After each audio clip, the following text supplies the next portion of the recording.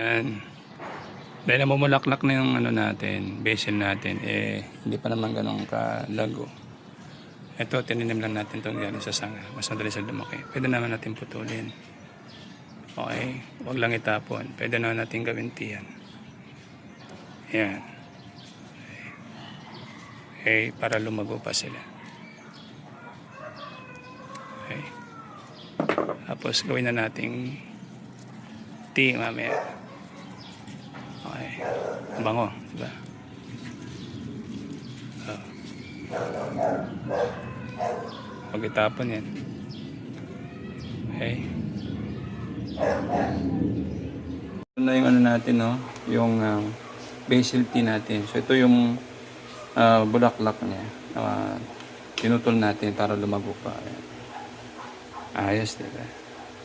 Yan. Ano na tayo ng ating tea.